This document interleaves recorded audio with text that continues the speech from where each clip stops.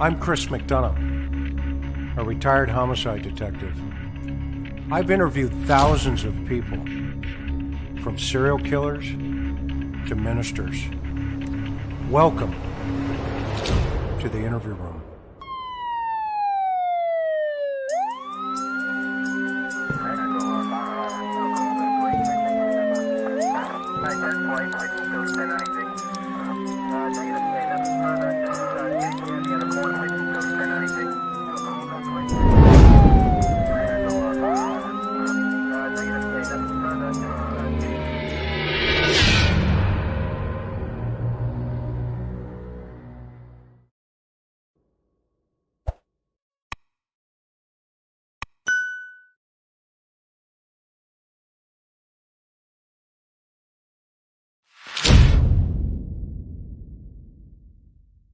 Started using cadaver dogs over the weekend in their ongoing search for missing mother of three, Maya Millete. News 8's David Goffredson reports on the efforts to find human remains off Otay Lakes Road. You're a good boy. You gonna go to work? You gonna go to work? 4-year-old Scout is a Belgian Malinois trained to sniff out human remains. What's the name of your outfit? Arizona the dirt road Search, or off to the Track, side? and Rescue. Over the weekend, Scout was one of 2 cadaver dogs brought in from the Phoenix area to search for the remains of missing Chula Vista mother, Maya Millete. It's the first time volunteers have used canines as part of Team Maya searches, simply because most cadaver dogs work exclusively with law enforcement search and rescue operations. We're actually lucky to have, this group with search dogs come from Arizona to come out and help us on this search. Maya's brother-in-law, Richard Drouaillet, was part of the search team of about 24 volunteers off Otay Lakes Road. They followed the canines up an overgrown wash off the side of the road into a thicket of bamboo. We followed the commands of the dogs, and I think they had a couple of hits, but we'll find out later. One dog alerted to this area, but the other dog did not. It was enough, though, for the volunteers to start. So, just to give you some context here, so Maricris and Richard have been asking for some additional canine dogs, cadaver dogs, to work this particular region in Otay Mesa. And obviously early on in the search, the Chula Vista Police Department and many other San Diego Search and Rescue did some geographic searching, some grid searching for Maya right behind her house, etc. And cadaver dogs were also utilized at that time too. So the family wanted to keep those dogs or other dogs to keep the flow of this investigation moving forward from their side, while the law enforcement was doing their thing from their side. And so, as you can see here, 2 cadaver dogs from Arizona came out from search and rescue, which is a very interesting thing, because typically law enforcement is the catalyst for these guys coming out and gals with their dogs. So the fact that the family has been keeping Maya in the news for so long and so consistently, then they felt that they could support the family in these efforts. I know that Chula Vista Police Department has been aware of it, and so for that, everybody is grateful that they were able to get out there. So I'll keep moving on this story. And this is Channel 8 News in San Diego reporting on this. Digging. If they do come across any evidence of human remains, the team will stop digging and call Chula Vista Police. So just random volunteers come out and help us out. So it's a blessing. It really is. After the search operation is done, the handlers typically reward their canines by hiding a bag of human teeth or tissue for the dogs to find. Here you can see Scout lays down to show an alert. He then gets rewarded with his favorite tug toy. That Cadaver dog outfit, AZ Star, is a nonprofit, and they conduct searches free of charge.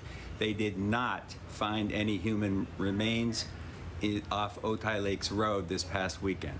Marcella? David, do you know if Chula Vista police have ever used canines in their searches for Maya? We believe law enforcement did use K9s during one search of a golf course, which is located near Maya Milliete's home.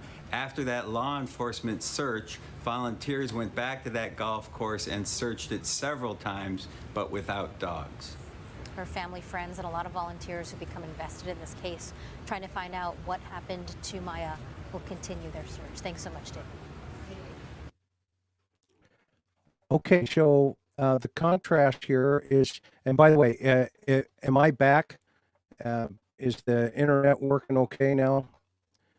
Give me a 1 if it is. So it's choppy. So let me see if I can switch real fast. Let's see here. I've got a couple of ones. And let me see here. You're the same. Okay, so let me see if I can switch over because I've got another backup here. Hang on just for a second. Don't go anywhere.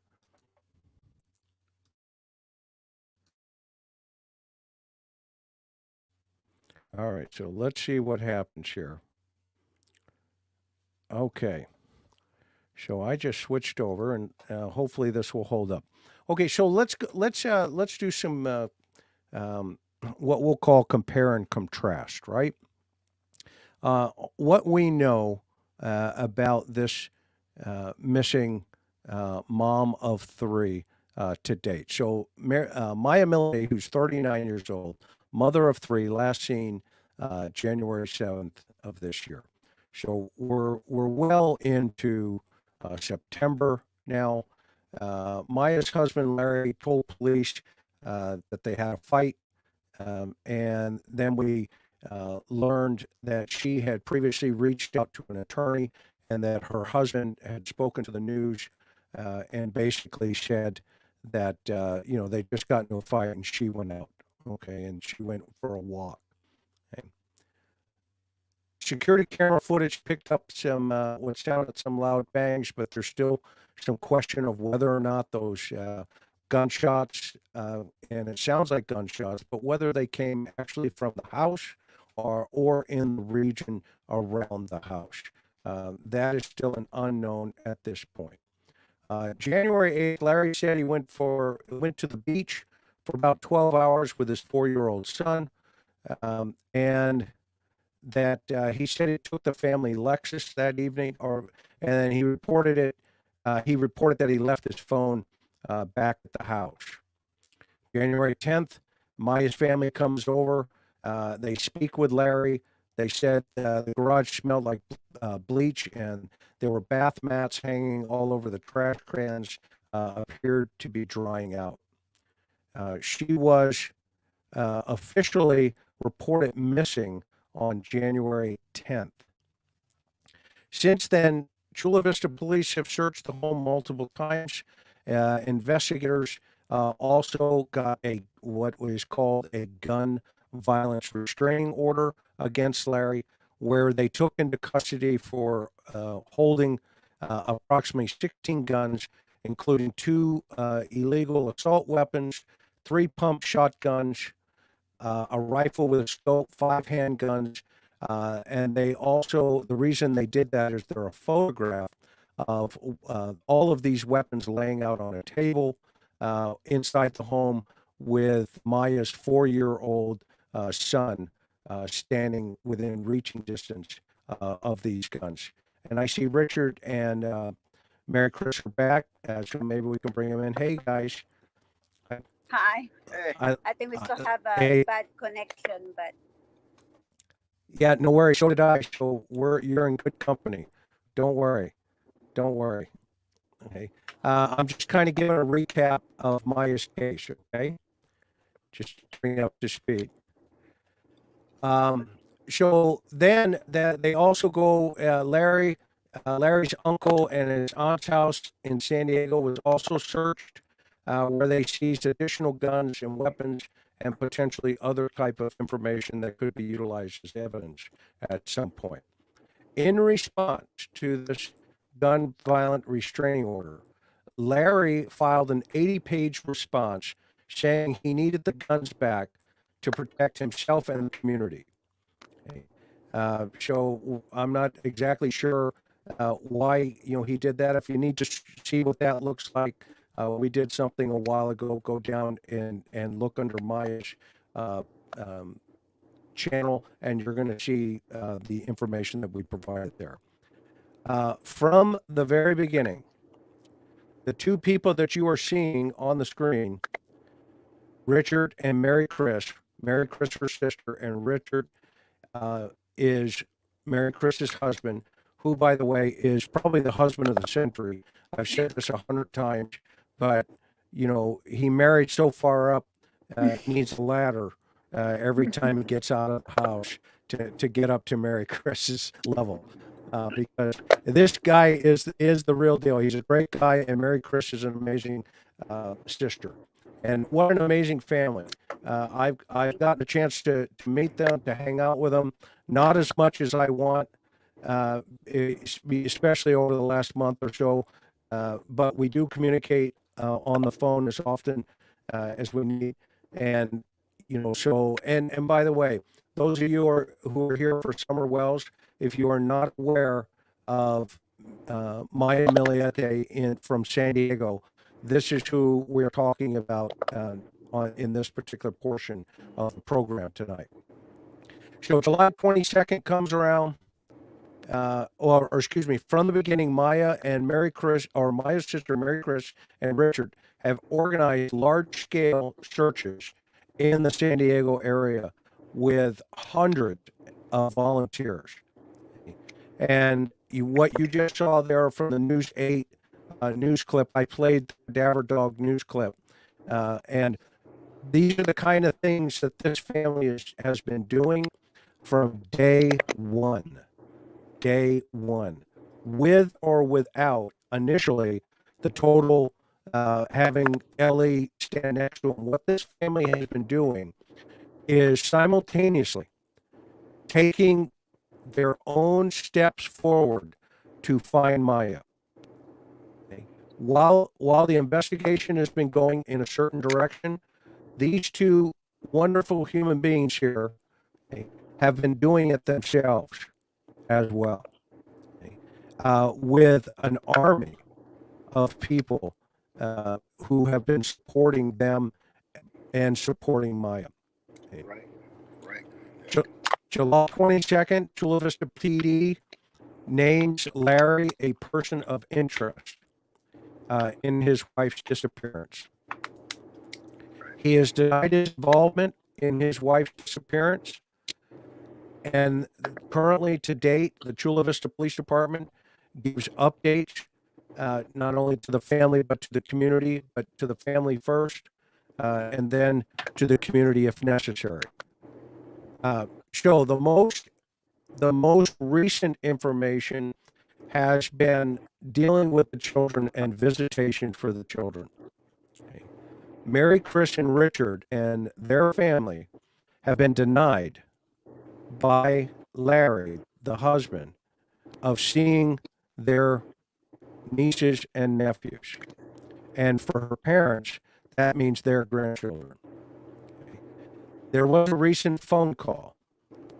And I don't know if you guys, whatever you guys feel comfortable sharing, it's completely up to you. But first of all, it's great seeing you two. Thank you, Chris. Thank you for having us and supporting us since day one. You and your family are awesome. You guys are family to us. Thank you for sharing Maya's story. Yeah. Thank you. Thank you. So what's the latest? Well, where are we at with, I know you guys are going 150 miles an hour. You got a lot of things. You got a lot of, irons in the fire. What's the latest you want to share with folks? And by the way, also for everybody, you're going to see a link in the chat. Okay. Go to that link and donate to Maya directly. Do not put it here through my channel tonight. Put it directly to Maya and her family here, because Richard runs the business. And Richard, tell everybody about your business real fast. Yeah, I Because I built know you dirt don't. bikes, quads, full custom frames, race, Speed Motorsports is we're located in Moreno Valley, California, and we built fast quads and dirt bikes, full custom builds. Okay, so if you need anything fixed in California, and by the way, we have people from all around the world here. If you need anything fixed in California in the dirt bike, motorbike industry, or anything, go to that guy. Okay, go to that guy, and you'll be able to see him on our website. His card and his phone number and everything is in there. So get over there. And Maricris is a nurse, and she has been away from her responsibilities outside of being a wonderful mom and wife for 7 months, looking for her sister, just about every single day, and for sure every single weekend. Okay.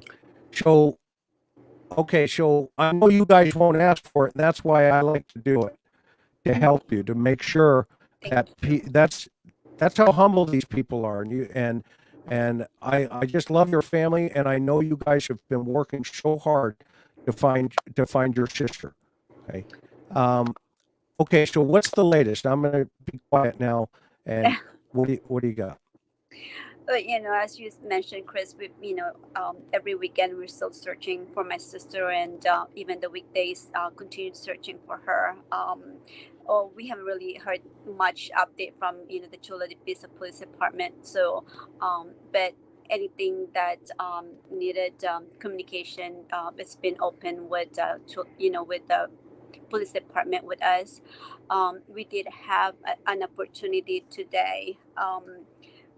My parents actually had an opportunity today to finally be able to talk to their grandkids, Lara and Melanie, and of course,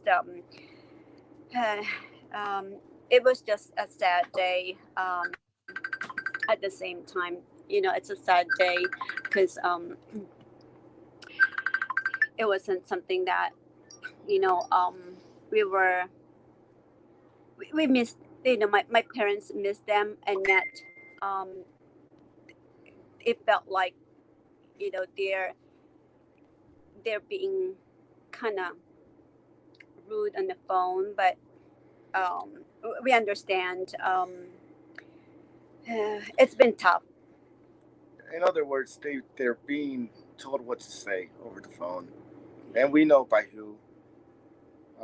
Unfortunately, yeah, it was a really sad moment. Even my daughter and my niece started crying when they spoke to them and pretty much were denied their relationship with them or any kind of friendship. But it's all being tutored by Dad, by Larry. It is. There's no what's ifs or buts about it. I mean, it's all out there, and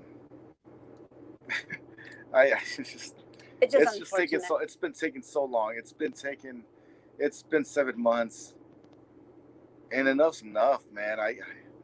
I'm just so mad, like that Larry's still out there and being, person of interest.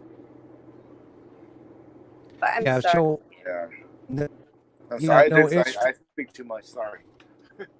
No, Richard. You guys, you have every right to feel how you feel and why you feel that way internally. Okay, don't ever apologize, because you guys are doing more for Maya as a family than I'm going to share with you, or the next thing that we're going to cover tonight after this, later on here, is Brian McKenzie.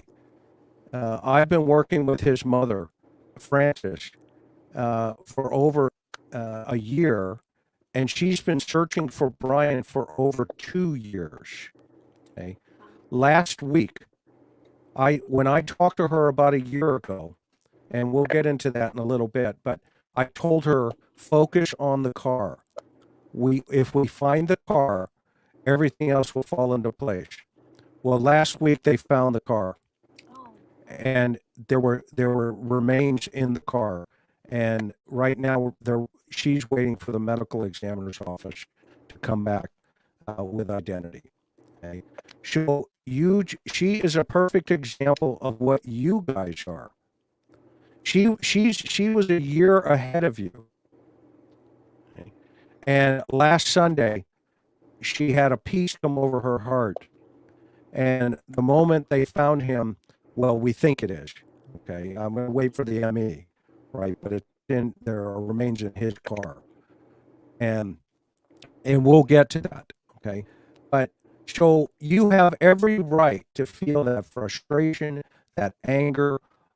Each of you have been through so much in this case, waiting to get something. But now let's look at the other side of this for you, right? Look at all the great things that have come in Maya's name to the world. Okay, to the world. Okay. You started a movement, and in her name. Okay. Now let's keep praying that the wheels of justice, they turn slowly. But the reason they turn slowly is, they have to grind. When there's finally, enough pressure.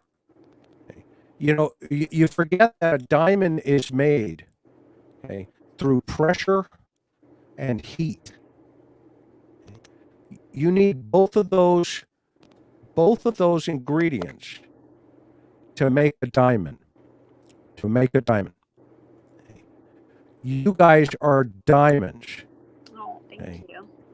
Right now, okay, and at some point, okay, everybody's gonna look at it and go, wow, I hope I can be that strong if I was in that situation. Okay, so don't stop speaking, Richard. You keep doing what you do, and I can say that as a friend, okay, because at some point it'll all make sense. Okay? And you've been there. So one thing I want to point out while I got you guys here is I read the petition for Visitation to get your parents to see the children. Okay. Do I have your permission to do a compare and contrast by sharing some of the information in some of these paragraphs? Is that okay? Yeah, it's okay. I think that petition is a public knowledge anyway, so yes. Okay. It's okay, Chris. Go ahead. Thank you. So essentially, it says the petitioners are my wife's parents who are elderly.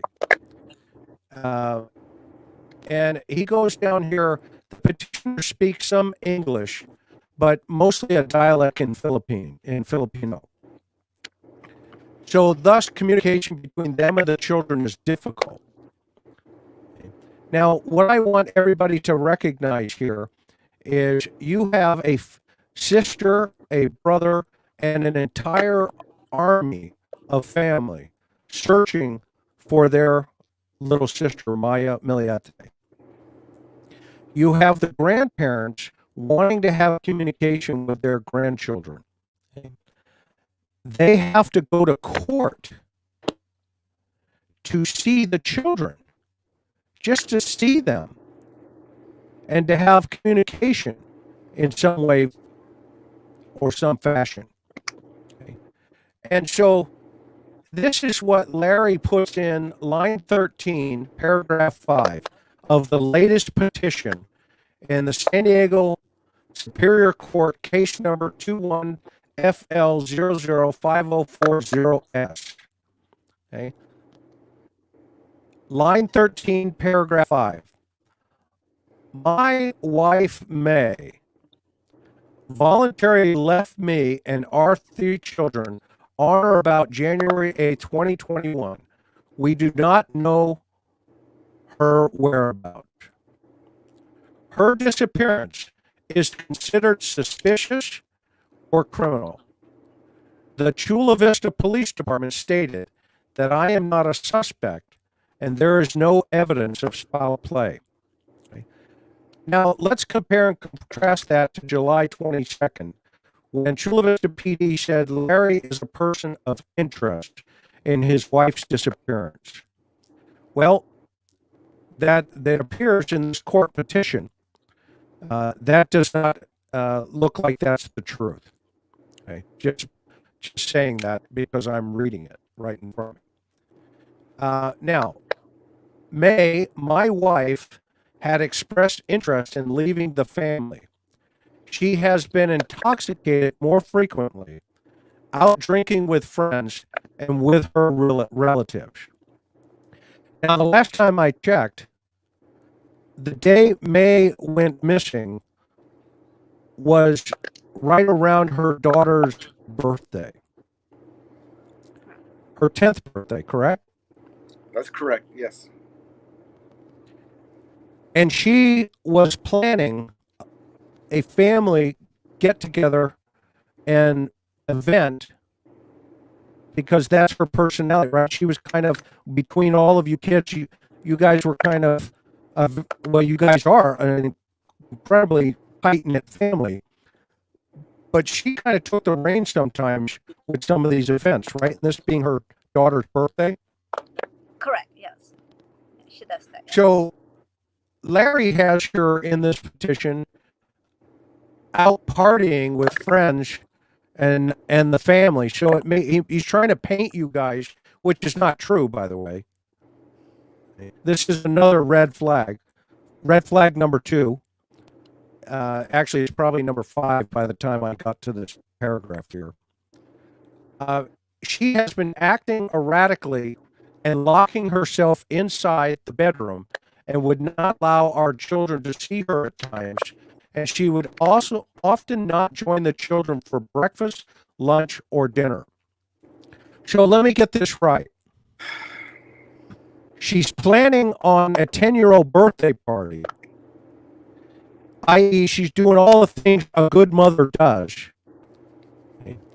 But for somehow Larry is painting this picture that she's locked in the house, and this is the one that I love.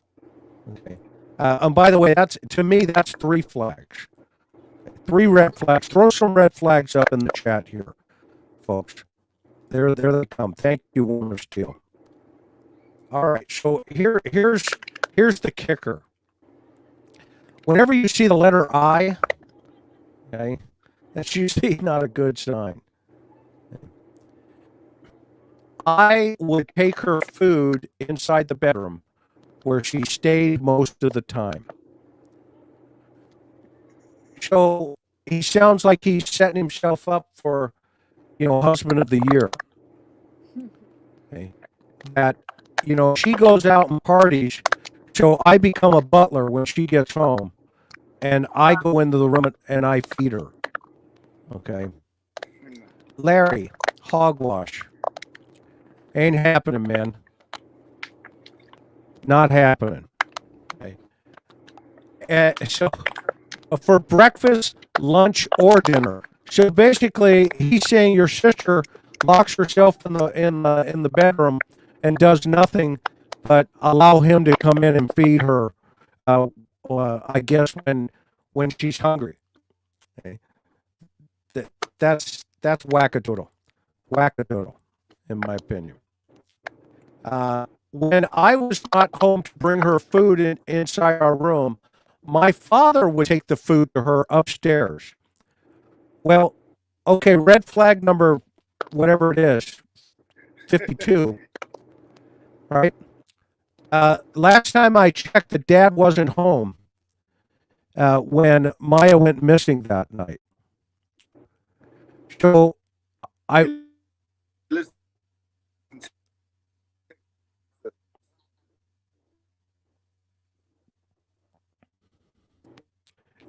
Lori Smith says, Larry, make me a sandwich.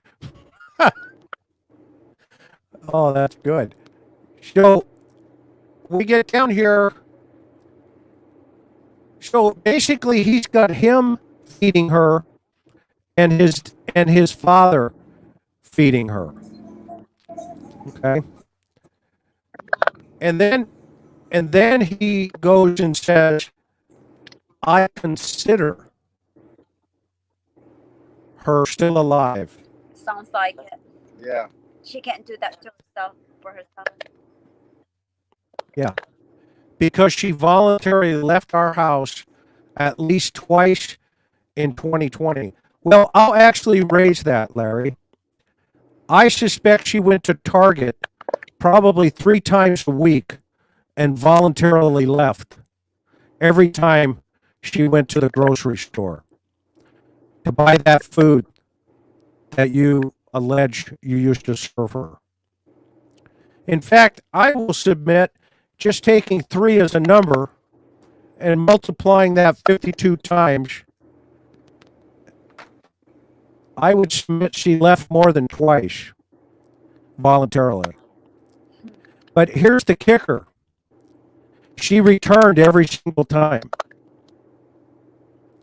Every single time. Enough for you to feed her. Yeah. When she's in the room. Okay. So that said, okay, so he still considers her alive. So I have a question, guys. How many times has Larry come out on a search with your family for your sister? Not once. Not one single time. He has not offered any kind of help, any support, financially or physically. No support from him at all. But what Zero. has he done? See, the correlation here is where I'm going to get to here in a second. Okay. What he has done, though, how much communication do you have with the children? Our communication 0? with kids? Yeah. No, he cut that off since the beginning, so we don't have any communication with them at all.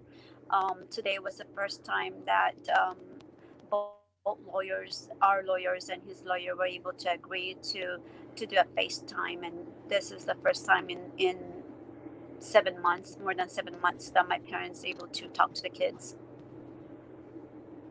So in 7 months, he comes up and isolates the children from you. Right, and it's sad to say that he made them hate us. He made them hate us. So it's just so sad. All her cousins are all heartbroken. They can't see their cousins. My mom and my dad, they can't see their grandkids. And to hear from them that they are being forced to talk to them, and for them to say to leave them alone is so heartbreaking for the entire family. So I can't imagine what you guys have been feeling. I mean, you're not only going through looking for Maya, but you're going through a court battle just to communicate with her children and your nieces and nephews. yeah, all we wanted is to just have them, be with them, and still show them that we love them. It's not just his side of the family, because that's not fair. And all we wanted is to show the kids that we're still here, that we love them, and that we care for them, that their mom's side of the family are waiting for them to be able to hug them again. And that's all we wanted. But he's refusing that. He's denying that from all of us. So if we have to continue the battle, then we have to continue the battle. We're not gonna stop. We're still gonna go and try and be able to show the kids, our nieces and nephew, our love for them. So we'll continue. Keep us strong. And we will, and so will we.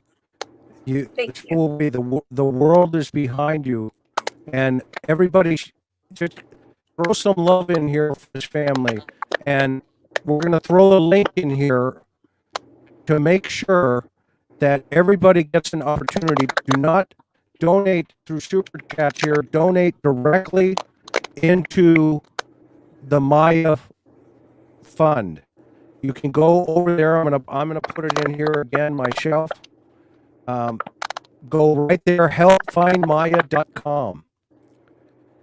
And you can also Venmo. That you guys still doing the Venmo, right? That we're still doing the Venmo. Thank you, Chris. I know it's Okay, here's the Venmo going on the bottom of the screen at Help Find Maya, last four 7200. Okay. Go over to Venmo and help this family continue the search for their sister and Richard's sister-in-law. Okay. And this family has been searching every week, sometimes 2-3 times a week, every weekend for sure. And you guys got some help the last time you were here. Were you able to get some drones? Were you able to get some drones? Right. Yeah. Yep. So we've been using that. One of your audience, your listeners, Chris, she was able to donate a drone for us, and we've been using that on our search. A lady from Las Vegas, so we've been fortunate to get that from her. Donated, very generous. Thank you so much. Yeah, that people are. I see people are saying my mic's cracking. Can you hear my mic cracking over there? Yeah.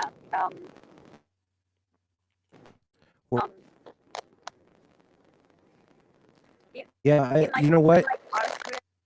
So, but then again, we do have a bad connection. Let's see if maybe Richard could reconnect.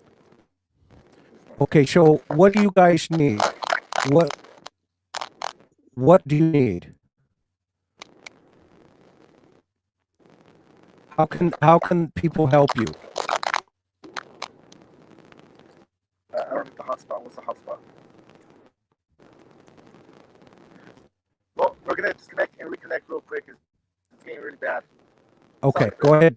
Go. Yeah, no, you're fine. You're fine. Come back in. Come back. Okay, so the cracking is on their side, so they're going to come back in. It's not my connection; it's theirs.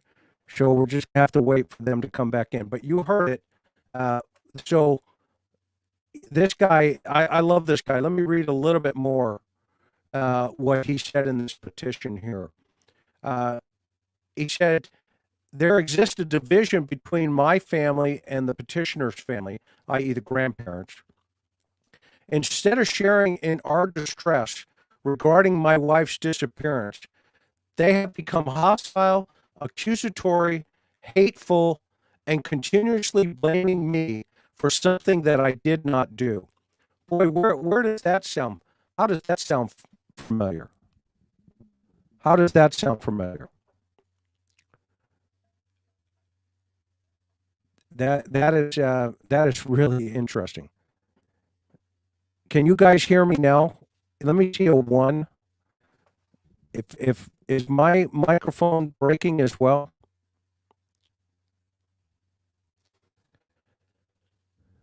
Well, it's so bad. All right, Dylan, go ahead and take over for a second. Let me reset my mic.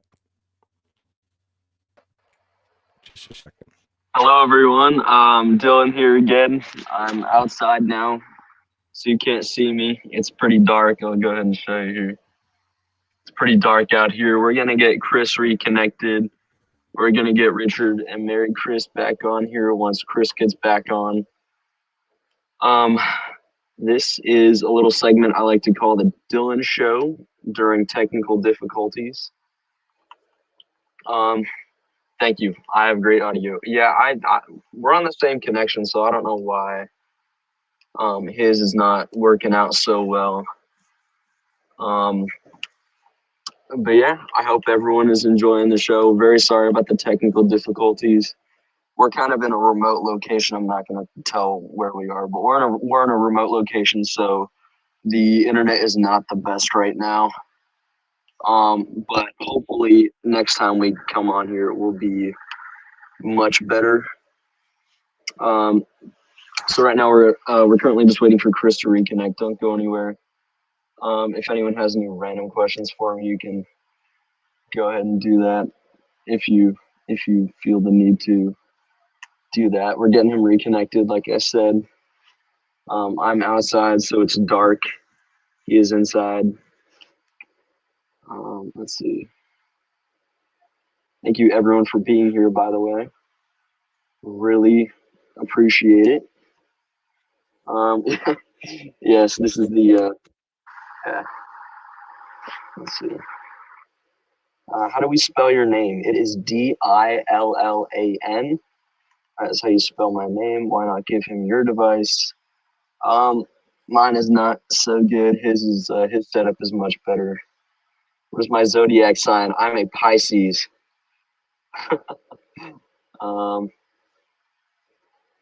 Does your dad like Johnny Cash? I don't think he has much of an opinion on Johnny Cash.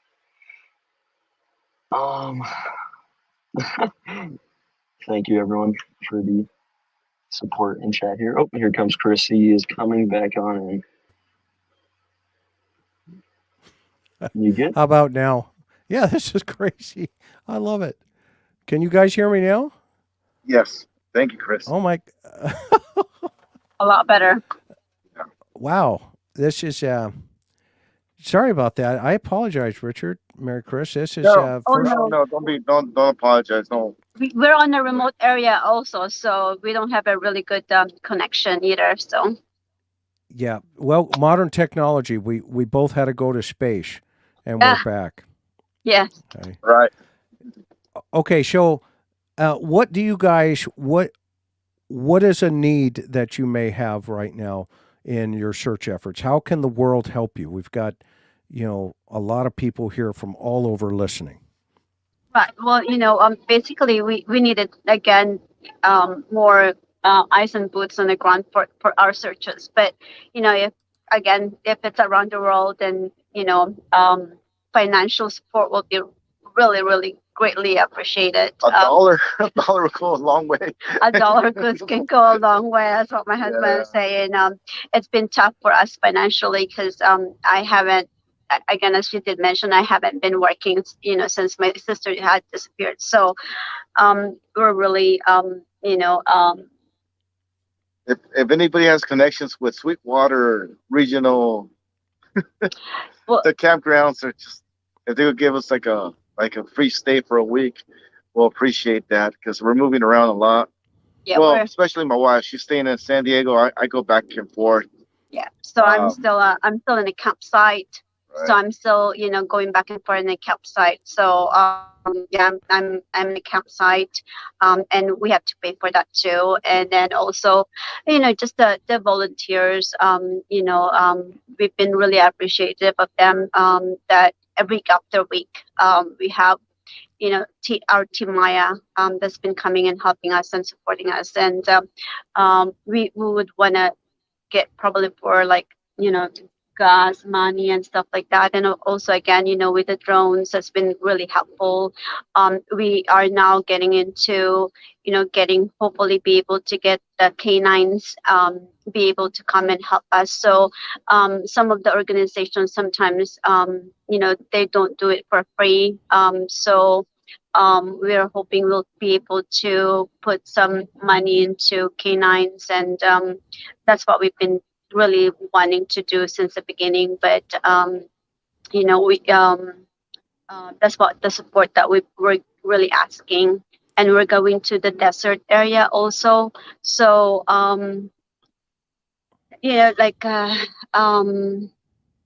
the places, the desert, we will need accommodations for our searches. So Okay. we're doing some fundraisings for that. So hopefully, So we've got 6,500 people here, And Lindsay Bay has a great idea. One of our subscribers here. She says if everybody puts $1 in Venmo right now, okay, if we go to Venmo, just $1 at Help Find Maya, the last four, 7,200, just $1. Okay, Yeah. then that will be close to $6,500 we could raise quickly here. And so the McDonoughs are going to be doing more than that, so it's coming. But if everybody puts $1, just $1 at this Venmo, and if you don't have Venmo, then go over to Maya's website, which is helpfindmaya.com, and there's also a link there. Okay, there's also a link there that you can donate there. Okay, you just download the app for Venmo if you're not familiar with it. You just go in there, and you will find at Help Find Maya, and then it's going to ask for 4 digits, and those 4 digits are 7200. At Help Find Maya, 7200. Okay, and do you guys have a PayPal? We do, but then I think it's more like my sister-in-law is work. Yeah. So if they do message us, then we'll probably do private messages and be able to do that way. And also we do have that GoFundMe also that's still open. If they want to do GoFundMe also. Okay, so yeah, let's remind everybody about that, and we'll put that up as well for Maya, so that we can keep this going. Now, guys, I just let's remember, folks in here, this family has been doing this every week. And the husband, who just filed this petition that I just read, and the line that absolutely destroys me again here internally is, I would take her food inside the bedroom where she stayed most of the time. Okay. Well, in my experience, the reason women hide, is because of abusive husbands. That's been my experience. In fact, if you go look at the video on the 8 cycle or 8 stages by Dr. Smith in my videos here, I laid out the 8 stages of domestic homicide. Okay. Larry fits every one of those 8 stages. I hate to say it. Okay. Yeah. Right from game one. Now, you guys can't say that, but I can. Okay. That's not coming from you. That's coming from me. Okay. And that's coming from my experience. Okay. Now, here's the other side of it, right? Here's the other side of it. Okay. You guys have been focused on the children, and you have been focused on Maya. Okay. Law enforcement has been doing what they need to do. Okay. And, good for you guys giving them the space to do that, because it's frustrating. But at the same time, okay, you guys have really been patient and moving forward. Okay. Moving forward. So, you just hang in there. Things, the universe is on schedule. Okay? And sometimes, like these little glitches even tonight, right, where it's so important to get the message out about her and about your family and about all the things that you're doing, okay, that, you get a glitch from space, right, in the internet.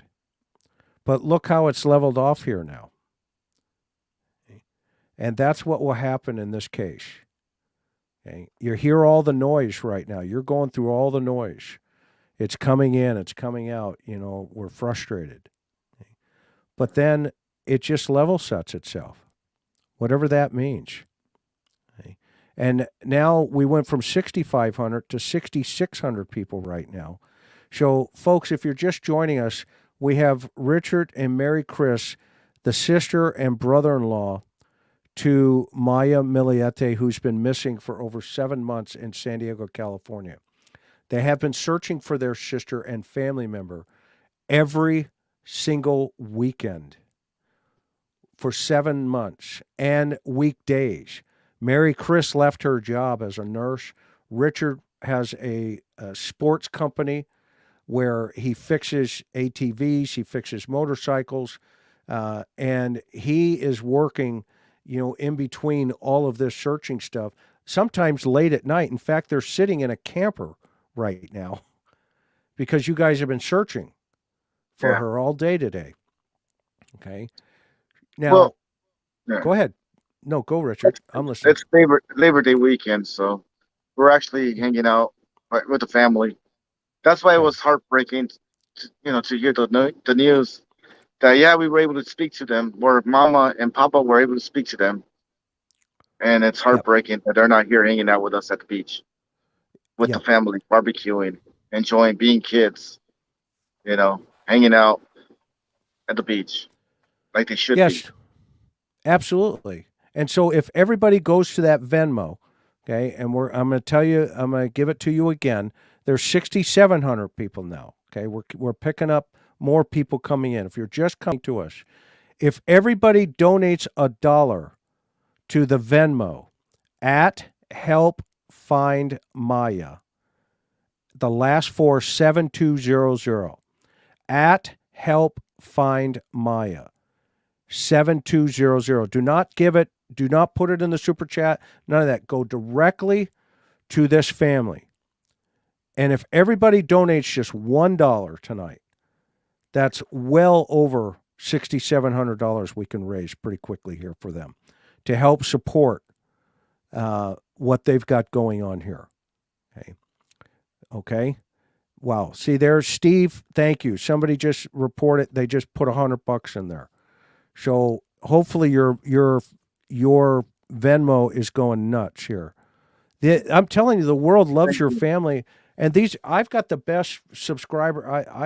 We've got the best family here on the interview room. I am just so humbled sometimes of how grateful to these good people. I want to congratulate you, Chris, for getting all the subscribers. Because when we met you, you were under status. But right now you're at 67,000. So congratulations on that, because you guys are doing a great job, helping us and all the families that's been, that you guys has been helping. So everyone knows you guys doing a great job in helping other people. So congratulations. Well, thank you. And what's interesting is everybody, thank you for your kindness, but you guys know me from a different side, right? I mean, I've sat down with you, and a lot of people don't know me. Okay. They see me and it's like, you're making money off of this or off of that. Okay. But, here, right. I mean, here's a hint, right?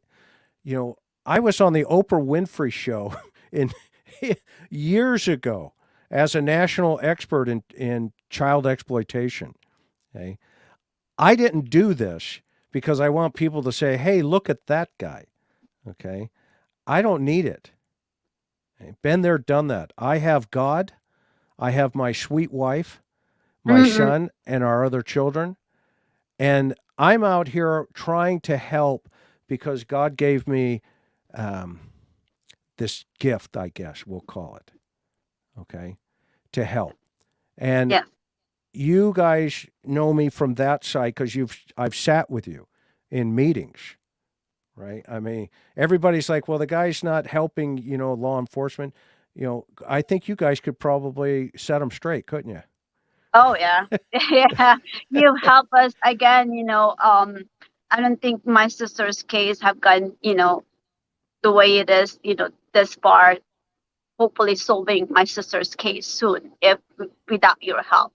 Without you telling us since the beginning, advising us on what to do on my sister's case, I don't think we've gone this far and almost to the end of it. So, we testify that you are, helping us, helping other people.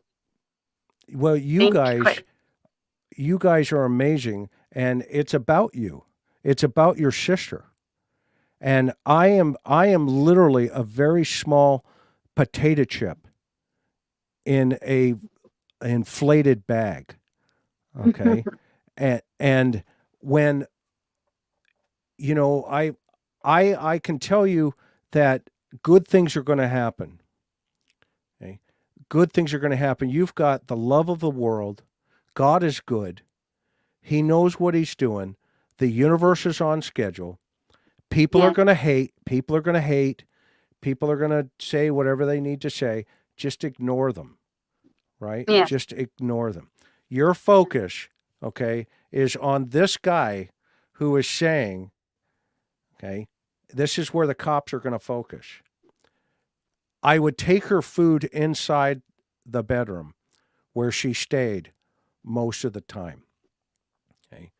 Larry, if your attorney wrote this, you need to get another attorney. Okay? Because, you know, in all due respect, brother, okay, you could have just picked up the phone and called Maya's family and said, here's the kids, and put them on speakerphone, and you could have listened to everything that was being said. Okay. Unfortunately, you've put your family and Maya's family into the public spotlight, like some other people that we know in other cases, because of poor behavior. Okay. Now, I'm assuming at some point the folks that wrote you the letters of recommendation are also talking to you behind the scenes and saying, dude, you have got to let these children talk to their grandparents. Okay. 7 months, seriously? And then you say that the grandparents aren't calling for birthdays, for, you know, other, you know, let me see here. Let me see what he put in here. I love this part too.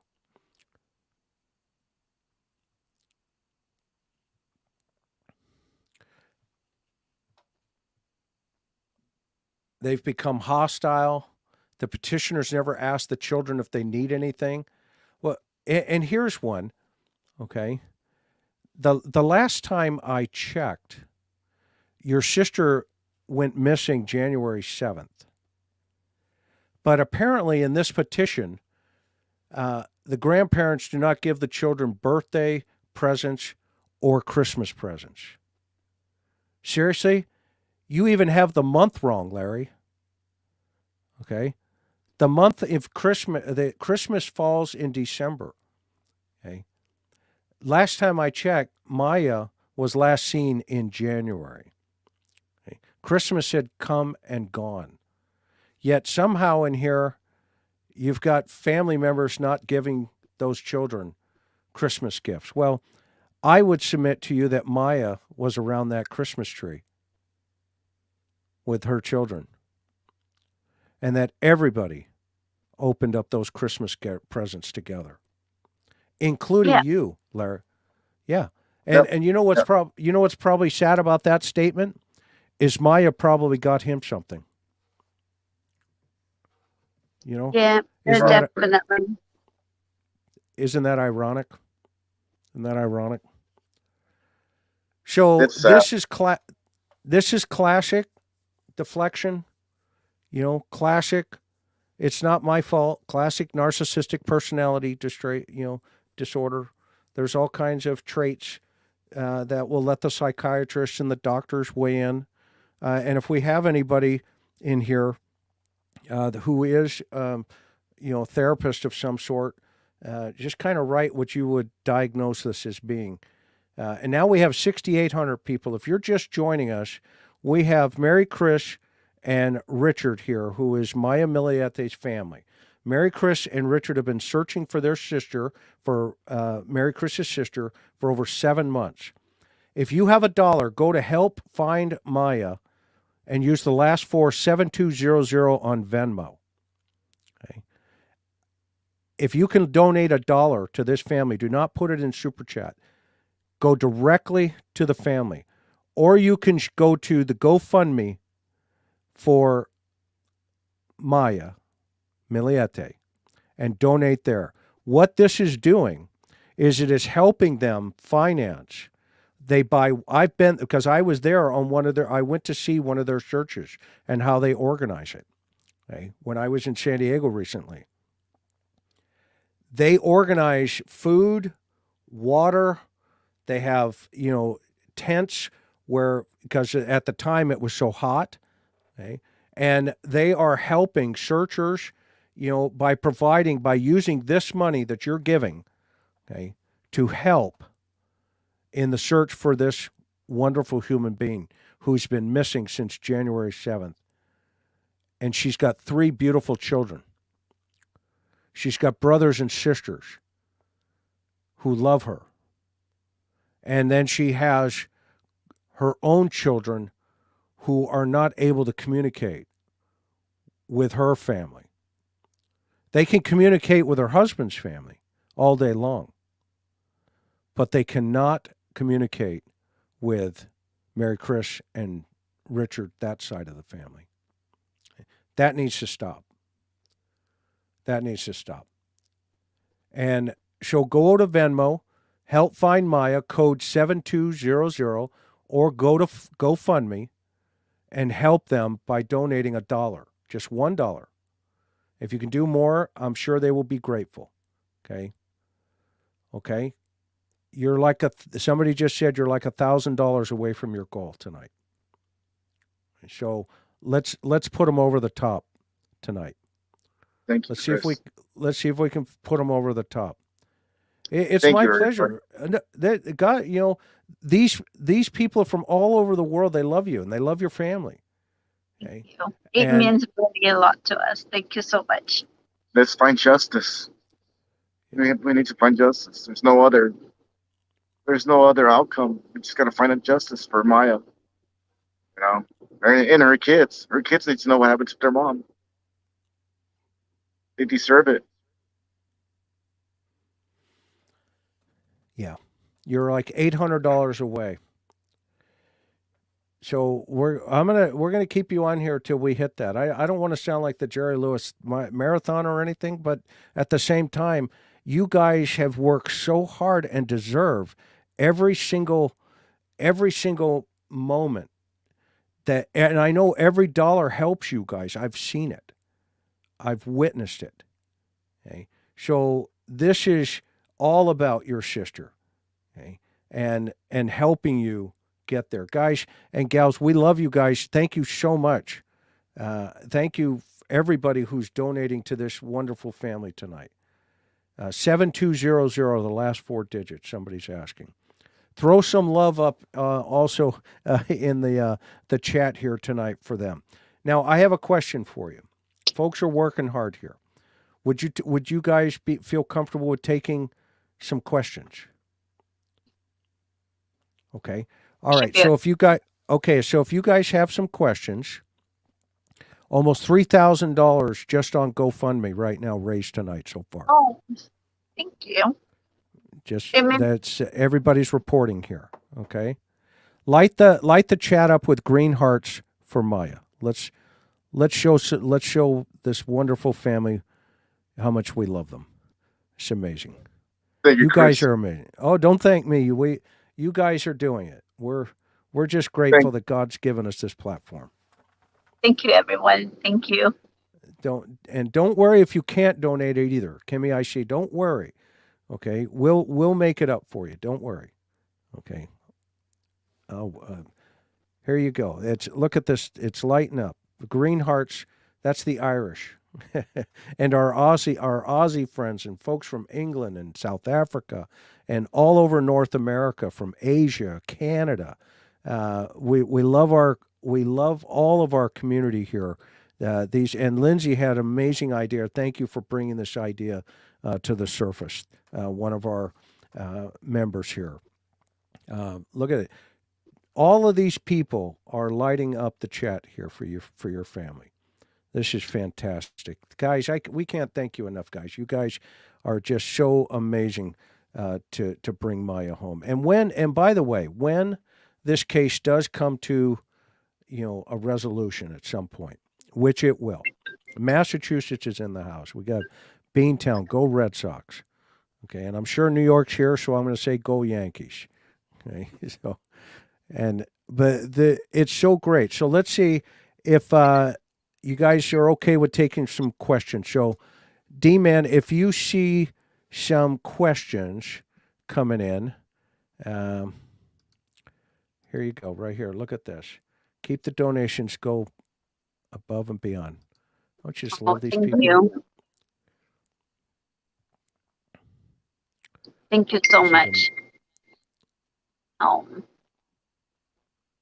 Thank you. West Virginia is in the house. West Virginia. Wow. Over 167 people so far just in that one page. Thank you, Love from Ontario, Canada. Wow. Awesome generosity. Why hasn't Ellie taken the kids away from Sandy Lee? Do you want me to answer that, or do you want to? No, we can. We're using our friend's hotspot. So.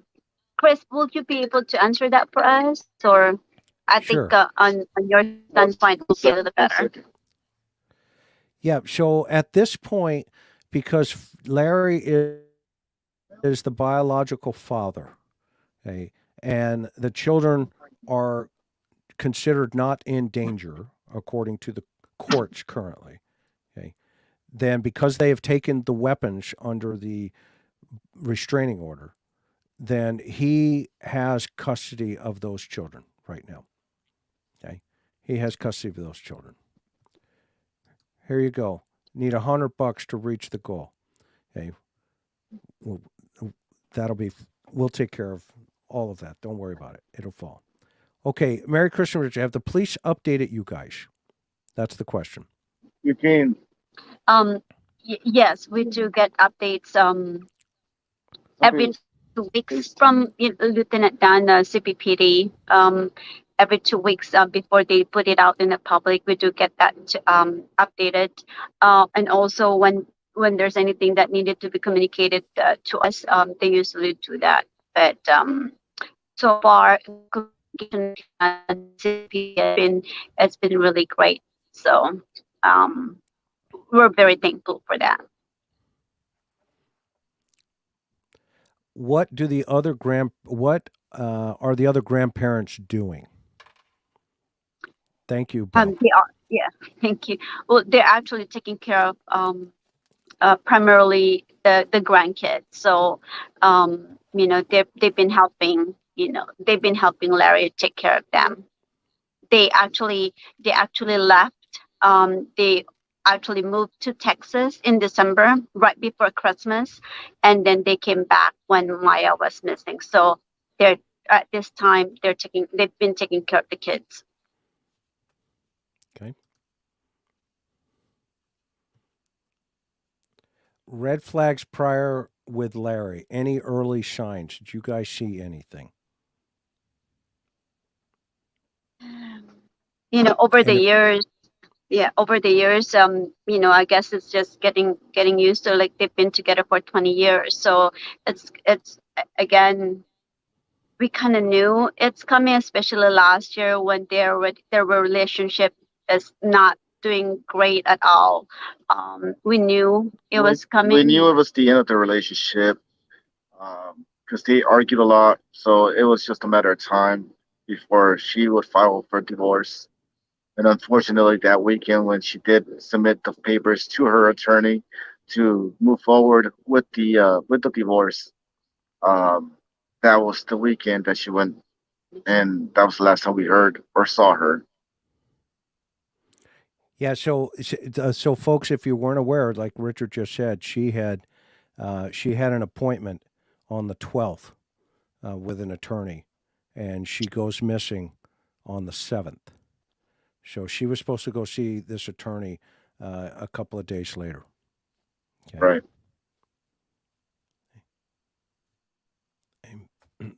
What else do we have here? Here's a great statement from Pink Phoenix. Hope it helps you guys. I've followed your search. Love your love for your sister. Everyone needs family like you, and God bless you guys. Wow. God bless you. Thank you. Wow. I think anybody that's going to be on our position will do the same thing as what we're doing. We just want financiers. We just want to bring my sister home. Yeah, we want an answer. We want a closure. That's what we're doing. So I think anybody in our position will be doing the same. Right. Jenny Stern. Yeah. Jenny Stern. Does Larry seem intelligent enough to pull this off without leaving any trace of Maya? No. Wow. There's no such thing as a perfect crime. It's just a matter of time before. I think, I don't know. It's hard to say. I don't think so.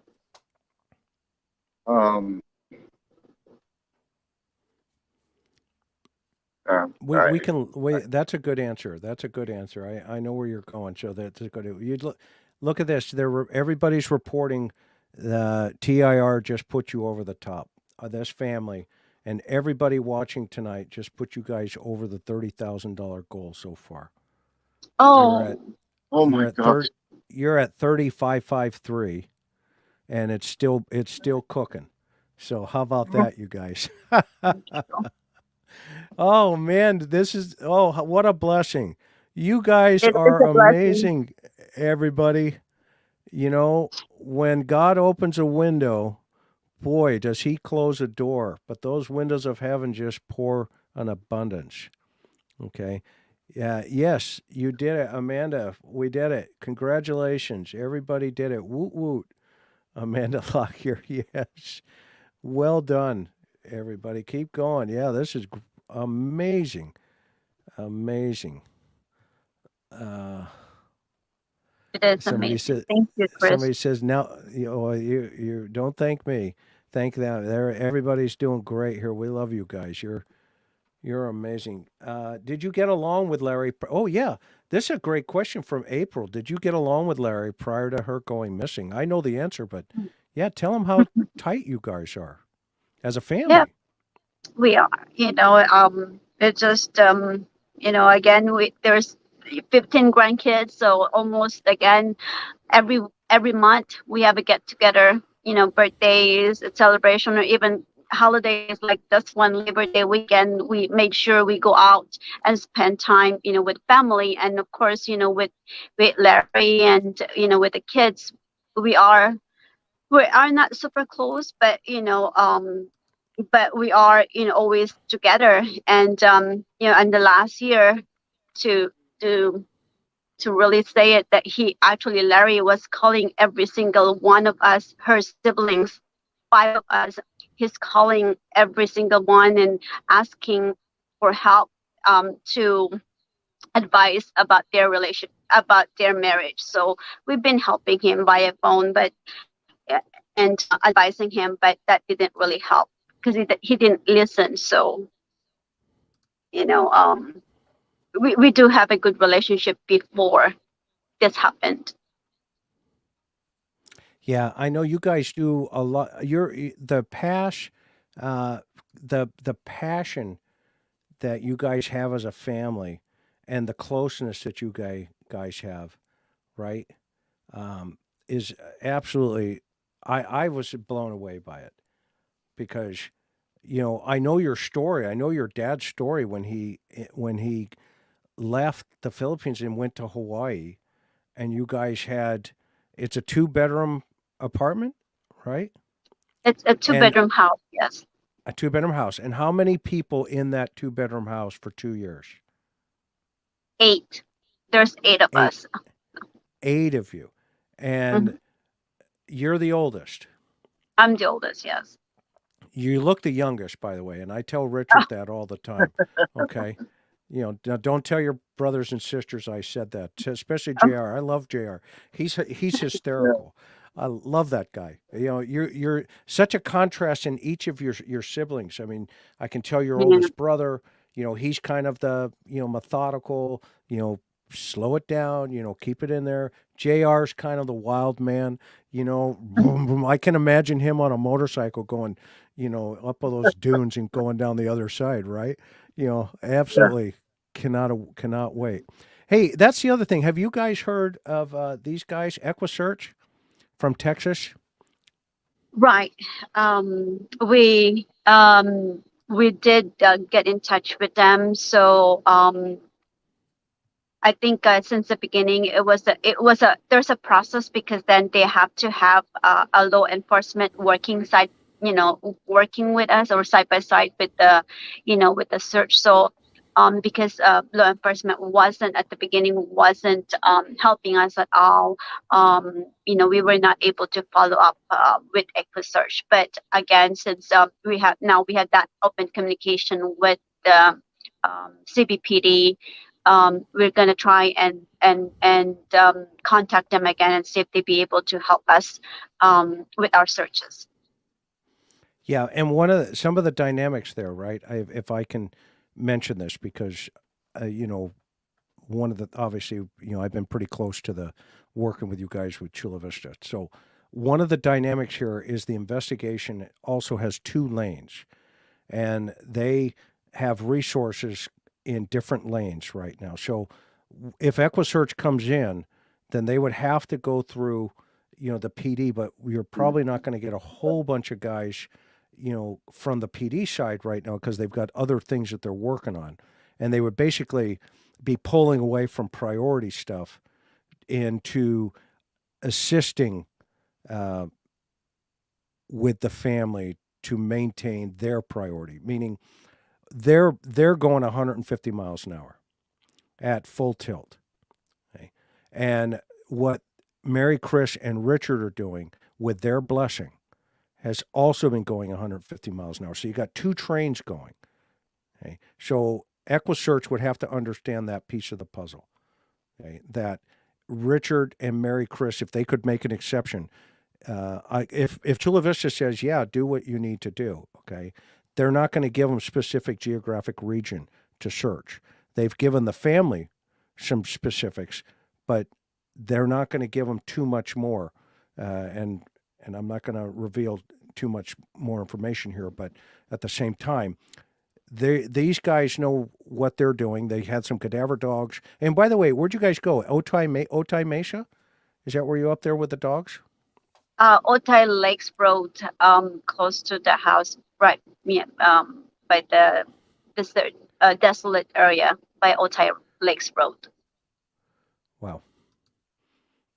Okay. The world's a very cozy place. Look at this from England. The world is a very cozy, small place when we all get together to help someone like these wonderful people. Sue Miller from England. Thank you. England. So here's a question from Lynn. And I think there was another one that was put up there, and I apologize if I took it down too fast. So Lynn Gold says, did Maya have a life insurance policy, and was Larry the beneficiary? If you can answer that. I have no idea. I know she does have life insurance, but I wouldn't be able to tell who's the beneficiary. Yeah, we don't know the details behind it, unfortunately. Okay, and so the Venmo is at help find Maya, last 4 7200. At help find Maya, last 4 7200. Okay. Okay, you're at 31,655 now. Oh, thank you. That's awesome. You folks are amazing. It is, Chris, thank you. It's gonna help us a lot. Oh gosh. Yeah. This means so much to us. Thank you so much. It means your dollar really means it goes a long way for us. Thank you so much. Gotta bring the kids home. Gotta bring the kids safety. Thank you guys. Thank you everybody. It's a blessing to have everybody here. And thank you, Chris, McDonald, and your family. You guys are awesome. You guys are amazing. We love you guys, and just so grateful that everybody's able to help you here. This is so exciting to see. It's so exciting. Drone skills. Do you guys still need drone skills? I know, Richard, you got a drone, but do you need more people with drone, or what's Yeah, the deal on that? yes, Yes. yes. We need the more we could cover, the better. Right. 'Cause there's We have still- we have a few, but sometimes one person can't make it or whatever. I mean, everybody's got, family things on the weekend, so it's all volunteer work, and we're blessed to have everybody. We're not pushing anybody away. Come and help us out. I mean, if you could fly for 20, 30 minutes, even, or whatever, if you give us an hour, that would be great. Everybody's got schedules, everybody's got jobs, and we're out there. We're usually out there about 6, 7 hours, almost every Saturday and Sunday. Yeah. We usually start like at 7 in the morning. But yeah, we'll use everybody. Yeah. Anybody that wants to come out and help, it's one more person out there looking. So this is amazing. Yeah. No. So if you have some drone skills, get in. You get over there. And how can they contact you? They can go to your page, right? Maya's page, and they can contact to donate. Right. I saw that. We do have a website at the helpfindmaya.com, and we do have a volunteer sign up form. So we do get those. So we've been asking everyone if they have time to come and volunteer and do the search with us. So anyone at all, there's a sign up form at helpfindmaya.com. They could also message us at helpfindmaya@gmail.com, so we can contact them directly. And also my phone number, it's the 9097. I can't remember. It's my second number. So it's a 909 number. It's on the website also. It's actually, they could text me or call that number also. So I'm gonna look it up. Rich people here. That will be okay. Look it up real quick. Yeah. Well, we'll get that number to you guys right now. Richard, I've seen you drive. I've seen you drive. Now I can see you going. I don't know my phone number. Kind of like me. Everybody says I love my comments. Every once in a while, I got Chris has dementia. I'm like, okay, I'm pulling an Airstream, so you better not. Let's hope you're not on the road with me, Richard. Because it's getting crazy out there. Yeah. Let's see here. Oh, okay. God. And D-Man, can you pull up that website real fast for everybody so they can see where they can go, if possible? My connection's not good. Oh, his connection's not good. All right, so it's not there. All right. So let's see what I got here. Stay off the sidewalk. Thanks, Jeannie. Jeannie, I know, right? I love it. Poor dementia. I know. There you go. See, everybody, poor demented Chris, right? Remember Dr. Demento? They probably, I think a lot of our folks here would know who Dr. Demento is. But I don't know. Remember Dr. Demento, the radio show back in the day? No, I'm sorry. No. No, that's fine. That's fine. All of our, those of you who have been around a little time will remember Dr. Demento. I love people.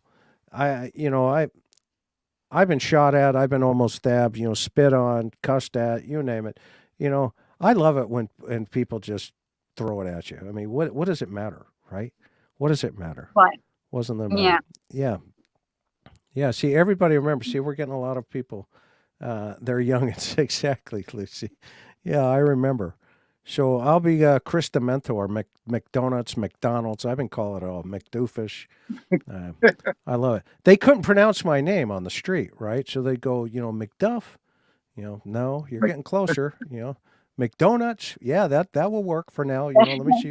Let me see your driver's license. Yeah, Dr. Demento. There you go. Dr. Demento. I'm Teal Radio. Exactly. Yeah, everybody. Exactly, Grimp. Radio. There you go. Well, America, the world, Canada, Germany, Australia, England. And by the way, these sweet people stay up late. These people stay up. Yeah, Dr. Domenico every Sunday night. So guess what? I just took his time slot. Okay. So we're good, folks. The world loves your sister. The world loves your sister. Thank you. Okay. The world loves your sister. So any final thoughts before I go on to talk about Brian McKenzie real fast? I got to cover that for Francis. Any thoughts you want to share with the world? Go ahead. Just continue supporting the family, the Tabalanza family, my wife's family. We're blessed to have you guys, and thank you, Chris, once again. We can't thank you guys enough for for your time, for your curiosity, and just following up on Maya's case. When the time does come, we hopefully can all celebrate together and pray, and bring justice to her family, justice to Maya, the kids, bring them home safe, and I hope Larry regrets one day and kind of just right. Hope it touches his heart that what he did was wrong. Russia. We say thank you. Yeah, thank you guys. Keep praying for Maya and her family, please. Thank you, guys. Thank you, everyone from all over the world. From the bottom of our hearts, we do thank you for all the prayers, all the donations that you've been giving to us, that sent to us. We truly, truly appreciate every single one of you. We might not name every single one of you, but you know who you are. Thank you for doing this support and prayers and all the donations that you guys have given to us. Thank you so much. Thank you from all of us here, from Maya's family, the Tabalanza family. Thank you, everyone. And hopefully, we'll have some closure soon. Thank you, Chris. Thank you, guys. We love you. And you. I'll call you guys probably tomorrow, okay? And we'll catch up and I'll be waiting for your call. But okay, buddy, go enjoy your family, okay? Thank you. You too. Okay. Good night, God everyone. bless. Thank See you in a you. bit. God bless. Bye. Bye. Wow, you guys did it. Absolutely amazing. Wow. Humbling. Absolutely amazing. I don't know what the total count's going to be, but I'll have to go check at the GoFundMe. Wow, you guys are amazing. Yeah, keep going if we need to. Venmo, right? Keep going. Venmo. Wow. At Help Maya 7200. At Find Maya, excuse me. At Find Maya 7200. At Help Find Maya 7200. At Help Find Maya 7200. You guys are amazing. Sure appreciate each and every one of you very much. So let's shift gears for a moment, right? Let's talk about Brian McKenzie. I talked to Frances the other day, and you can imagine that she's in a well right now. With trying to wait for information to come in from the medical examiner's office. Looks like the goal here was 30,000, and it was, I think, like 5,000 or 6,000 below that when we started. But we're at 32,045. Thank you, Jessa Mason, for bringing that to my attention. So, Mom Frances, who, by the way, the second contrast here, Brian McKenzie went missing September 27, 2019. From Jackson, Tennessee. I had an opportunity to be with Frances. I went on some searches with her. I helped clarify some focus because she had been going out every single weekend as well, looking for her sweet son. The police said at the time he went to a friend's house in Madison County after leaving work and hadn't been seen since that date. His mother, Frances Gaines, has been searching for him for the past 2 years. 2 years, every weekend going out. When I talked to her, I said that we need to focus on the car.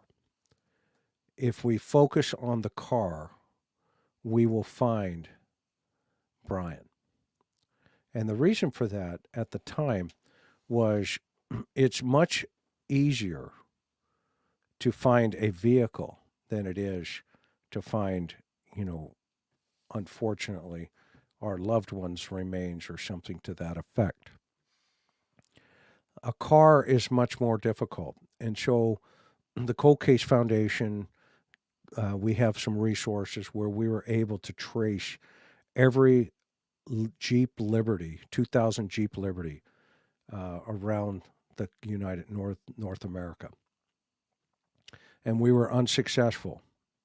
So the conclusion was it's either been, taken to a chop shop, crushed, or something to that effect. But we have data. We finally had data that we were able to provide to Jackson Police Department that we could not find that vehicle. So there was an indication that the vehicle was still out there. Where? Obviously, nobody knows. Well, last week, the vehicle was found submerged in a pond in Jackson, Tennessee. It was 3 to 4 feet deep. It appeared there was a fisherman in a neighborhood less than approximately a mile from the area where Francis had been searching. And I have some video here that I'm going to show you where Dillan and I went out there last year to help her. And I was helping her focus on the car. And so today, we know now that that vehicle has been found. And what you're going to see here, and Dill, let's go ahead and play some of this, and I'll narrate this for you, just kind of briefly. There is no audio. I just wanted you to see. So Francis had found a shirt or a pair of pants. She was convinced, and even to this day, let's stop that for a minute. She's convinced even to this day that the pants that she found with a belt were Brian's work clothes. And this is within, I think, a half mile or a mile to that pond. Okay. And as a result of that, okay, some of the ideas that we had at the time was to get Jared with AWP, and they had come out there and on his own and did a bunch of searching in the nearby pond areas, but they were not able to get access to this last pond where subsequently the Jeep was found last week. So they did an amazing job with many other, volunteers that came out to Jackson to help search for Brian. Okay.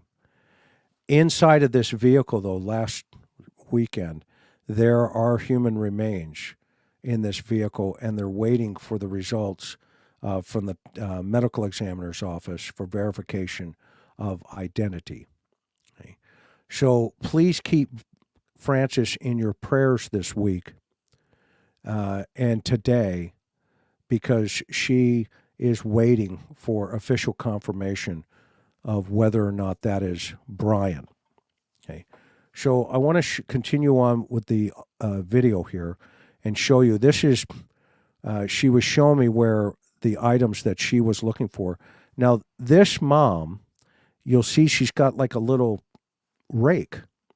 She carried that rake with her for 2 years, looking through the woods. And we were talking about the pond on the other side of this berm here. Okay. And on the other side of this berm and a little bit further down was where they had discovered Brian. We think. Okay. They definitely discovered the Jeep. So let's stop that for a second. I'm talking to her before she actually goes on camera here. And one of the things that a family has to do is keep their loved one in the public's eye. It's imperative in a missing persons case that you have the right messaging for the public to keep them thinking about the missing person. Okay. This mom searched for 2 years. Okay, 2 years. Okay. Every single week. Okay, 2 years.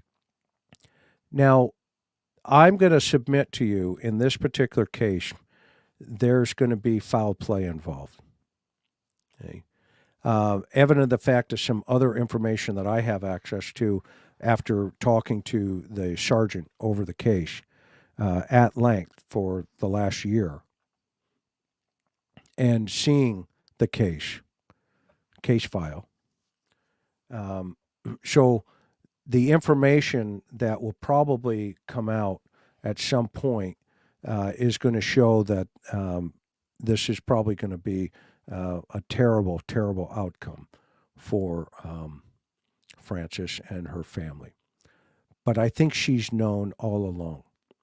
So I was helping her and frame some of the messaging for the local media up there. And then shortly thereafter, I stepped out. But she is the one who went on camera here. I'm just standing next to her, talking to her about how to keep the messaging out there. And I told her, I said, look, hold that flyer up, okay, and get that messaging out to the world.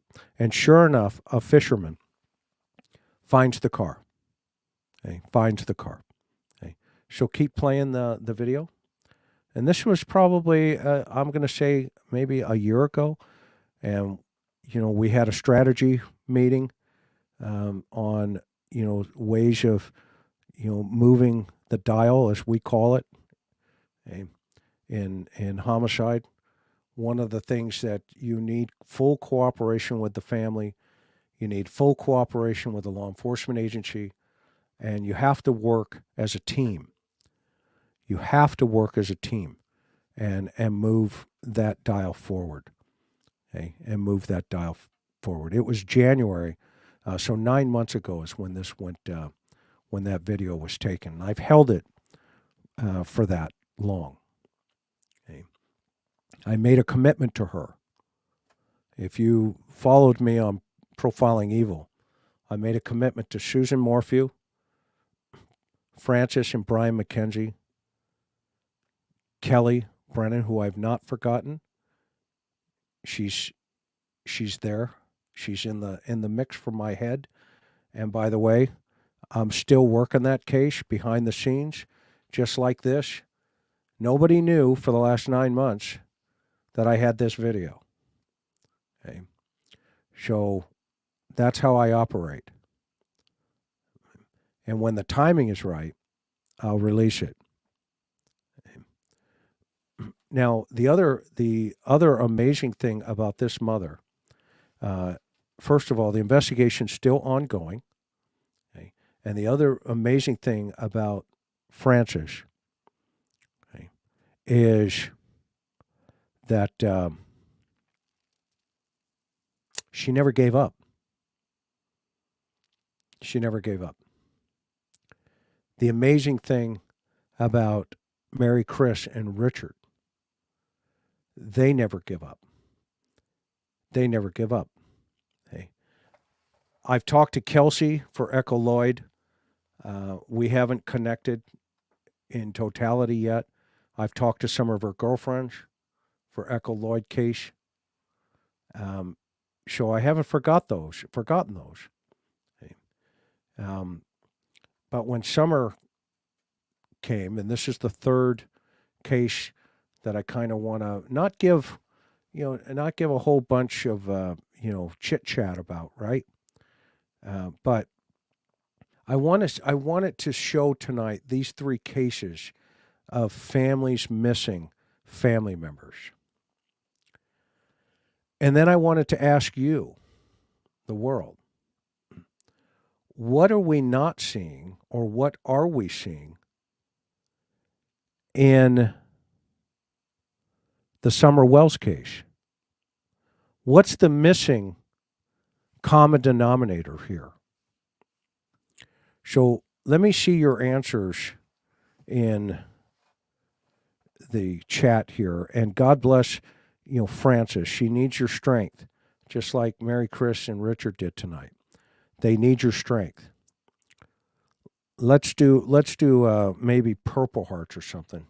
Your experience, expertise, Chris been there, McDonough.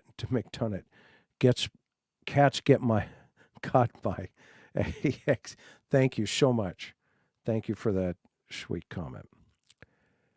Yeah, say it again. We are missing summer. Yes, Joe. We are missing summer. And crime and justice, let me see if I can grab your point here. Purple Hearts for Francis. Yeah, this is another good one here. Thank you, AC. The urgency. Yeah. And here's another one. This was what Crime and Justice said too, Julie.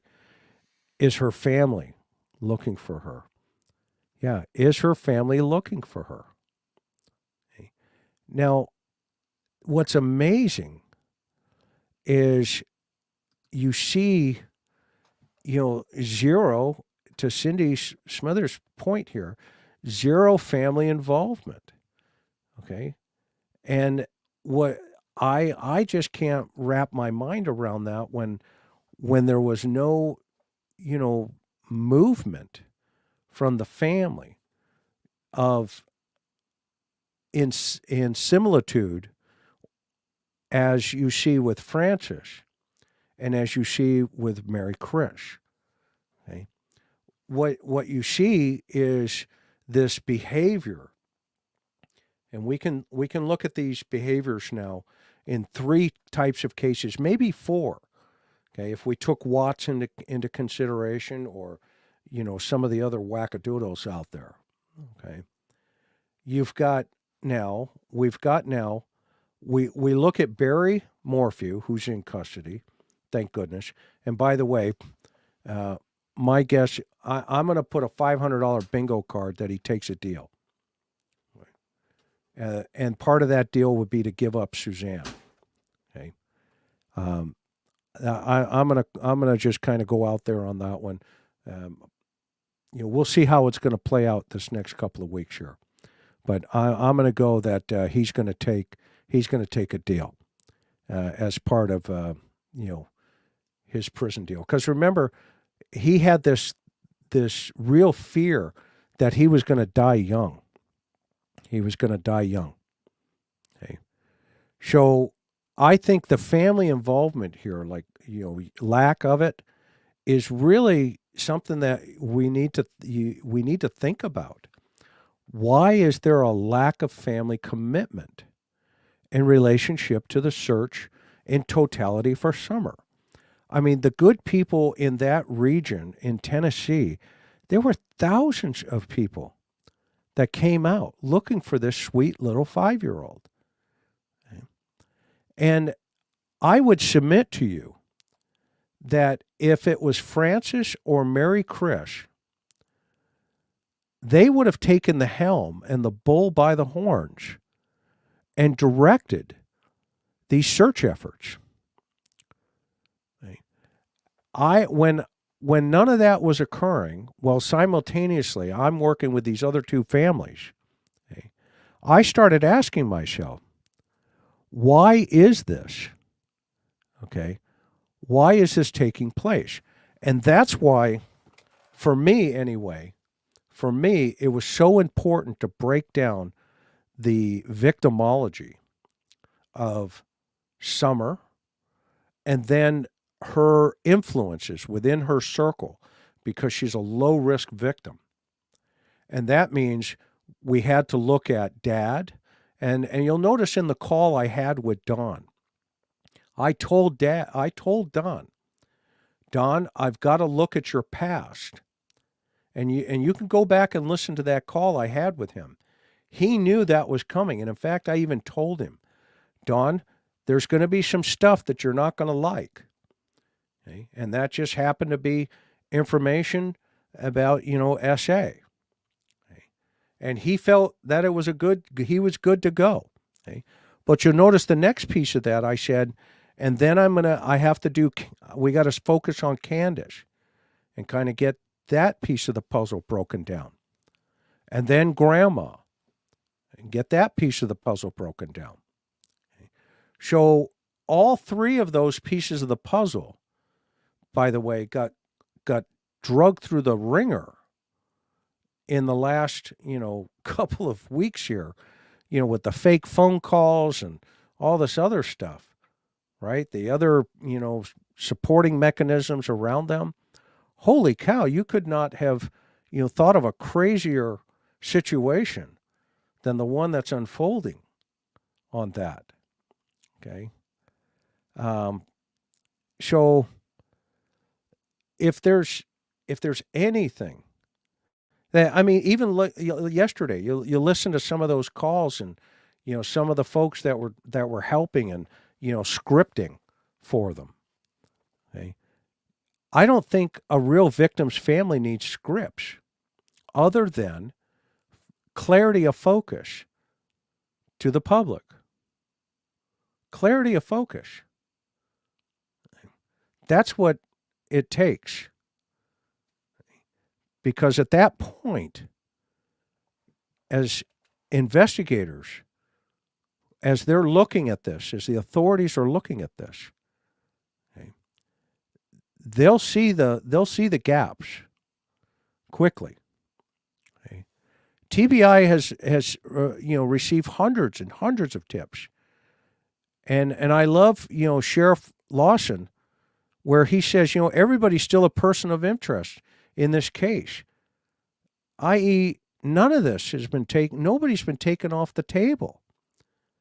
Okay. Nobody has been taken off the table. That's from the sheriff and from TBI. Okay. So we need to keep the clarity of focus. And when you see a victim, a 5-year-old victim, when you hear information about a 5-year-old sister, you may say, well, that was 30, 40 years ago. Okay. Why is that relevant? Okay. It's relevant because in sexual deviant behavior, and going back that far, the relevance is it a continued behavior? That becomes very relevant because these individuals learn and operate on relevance to their behavior, meaning when they get caught, they learn about how not to get caught. Okay? And I'll give you a simple example. Blaine Nelson. If you have not seen his interview, go over to Mike's channel. He's got him up there. Okay? Blaine Nelson, you learned, and by the way, he was responsible for hundreds of SA assaults. Okay? And what he learned was he never attacked as a simplicity, for an example, a very minutia, simple concept. Okay? He never attacked if he saw a large pair of shoes on the porch of his intended victim because it scared him. Or he saw a large dog bowl, okay, on the porch. So think about this. They adapt. And that's why I said Don will fill in the gaps as we go along here. Okay? And sure enough, look how his timeline has changed rapidly in the last week and a half. in the last week and a half. He has adapted masterfully, by the way, I would submit to you. He may sound like he's fallen off a turnip truck, but Don is thinking constantly, trying to outsmart. Okay, and unfortunately, in this world, he's trying to outsmart YouTube. Okay, which is usually not a good idea because there are some really smart people out here on all channels. I mean, forget just my channel. I mean, forget it. I mean, there's a lot of smart people doing a lot of good things for summer. And together, collectively, this puzzle starts to come together. Okay? It starts to come together. Because now you start seeing some of the deviance in relationship to, summer. You start thinking about, okay, well, what does Jeannie being 5 have to do with Summer being 5? Well, it has everything to do with when a father of a 5-year-old says, she slept with me every single night since she was a baby, quote unquote.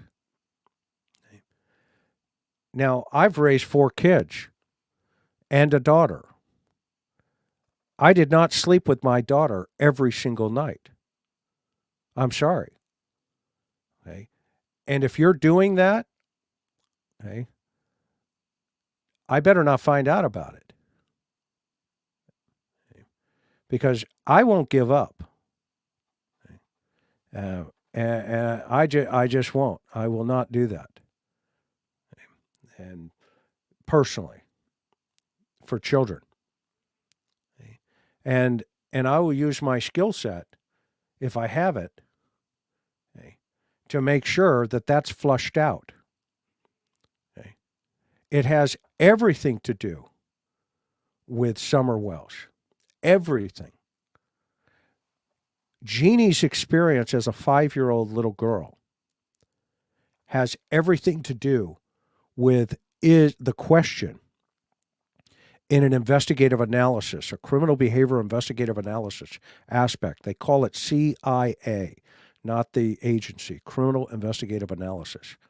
In a CIA analysis, a 5-year-old victim 37 years ago is extremely relevant to a 5-year-old missing little girl. And then you add the environment, situation, and the circumstance, and you look at some of the conditions of how this little girl was living. And you'll notice one of the things I said to Candace openly was, I understand Summer better now. And I said it standing in her room, because my experience was telling me there's major, major issues going on here. And I'm not just talking about the neglect issues. That's the easy one. I was talking about some other stuff. And I wanted to get to the bottom of it. Well, I think you've seen the result of that now. And, there's so many nuances here that are very subtle for Summer, that we collectively, like we're supporting Francis, like we're supporting Maricris and Richard for Maya. Okay? We need to understand that as we support Summer, okay, we have to have a clarity for her. And that clarity has come now in relationship to her father. Okay. There's no question on his own admission that he was SAing a 5-year-old little girl. I hope you see the relevance in that. And unfortunately now, that has created 2 train tracks.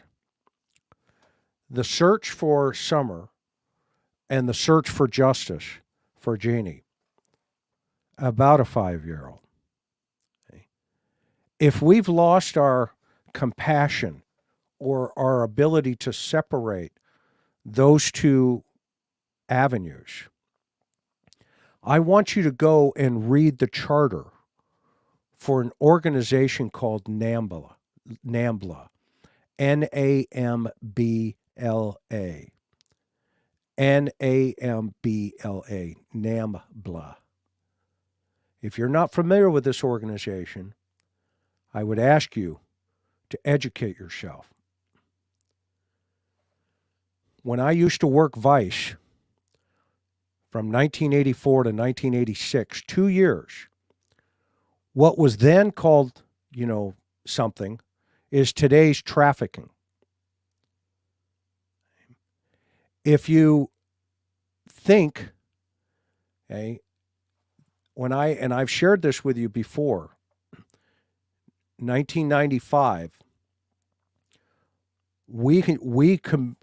I was able to say through some analysis with some other folks, and it's just not Chris Mcdonough, okay, but I coined the terminology of the advent of the intellectual white-collar predator. And there was a prediction analysis that we would see children, a stretch going this way of victimology of children. Why was that? Because in 1995, the very first photograph was transferred on the internet. And at that point, we knew that the fuel would become available to these monsters, i.e., the dragons, Godzilla, came up out of the water and started crushing our society. And that's why it's important. That's why it's important to pay attention to Jeannie's story. That's why it's important, okay, when we hear children say that this happened to me. That's why it's important that we not minimalize it and enable it. That's why it's important to remember that in society, these high-risk offenders are registered. Our society registers them. And it's interesting. In California, where I used to work, there's a hospital called the Tuscadero. And this is where they would send these really whacked out offenders. Okay. Well, our system now is getting softer. And these guys, and I think Candace's uncle is a perfect example. This guy was, the state petitioned Wisconsin to keep this guy in prison for 80 years. Okay, think about that. 80 years. And this guy's getting out, I think, in a week or two, back into society. California and Florida are finding places where they're dropping these guys off. And I'm not just talking about, your average, trench coat guy. Okay, is what we used to call him, right?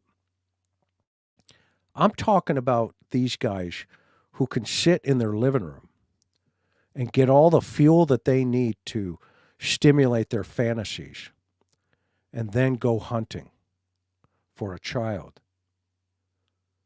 This is why we're seeing an increase in trafficking around the world. One of my guests I'm going to get back on the show here is John Lines, who is one of the executive directors for the Underground Railroad. I was in Boise, Idaho not long ago. I did a training class for an operation down into South America for these guys. And we were talking about the white-collar intellectual. Okay? And think about that. Guys and gals, we need to believe our children.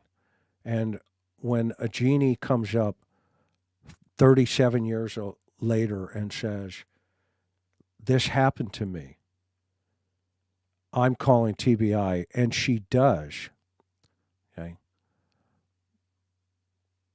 It's interesting to hear Don call and victim shame her.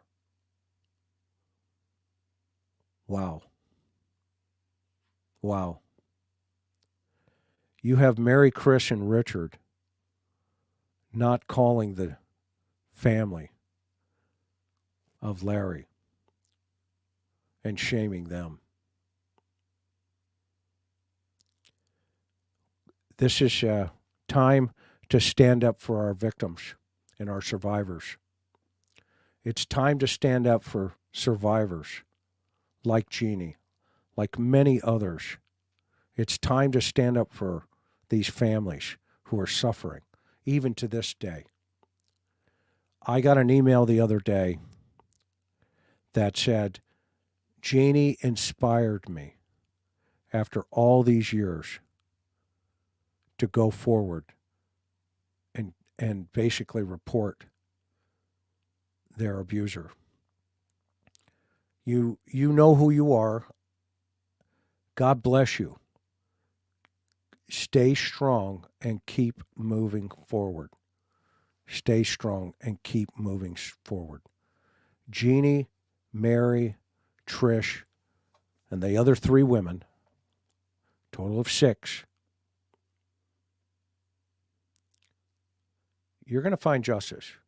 It's coming. You will find justice. All right. We are 2 hours into this. I've held you here long enough, guys. I think this was a great evening. You know, wow.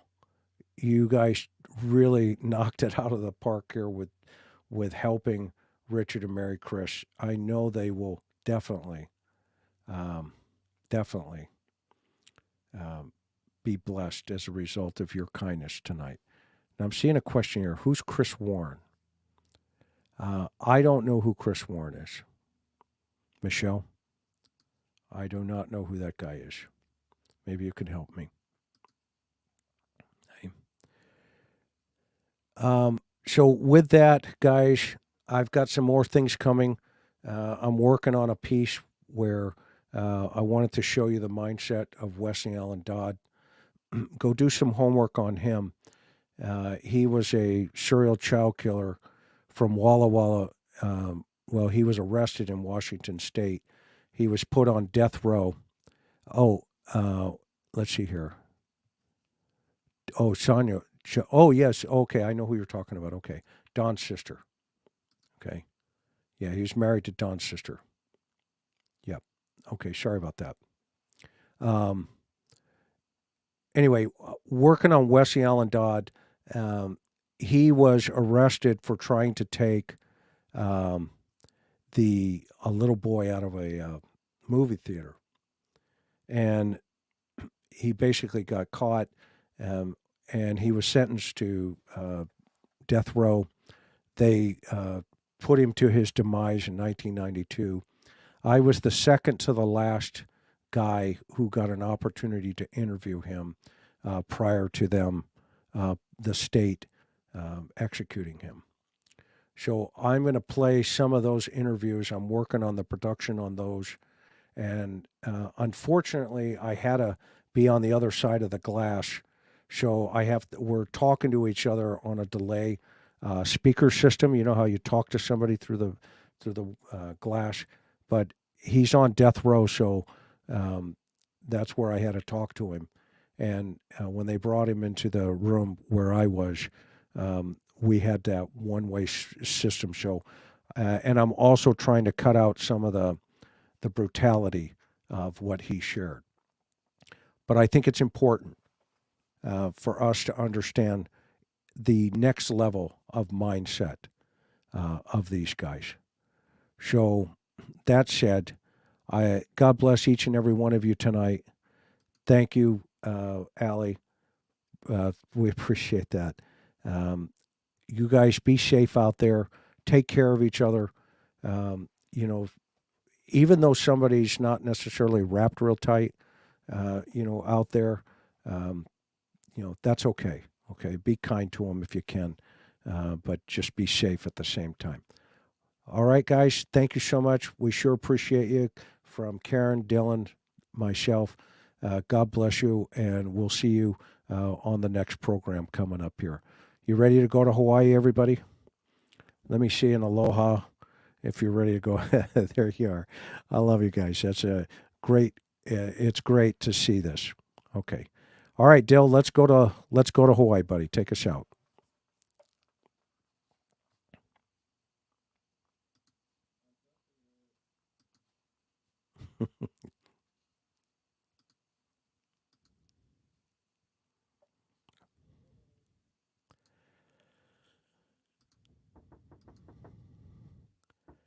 Hang on for a minute.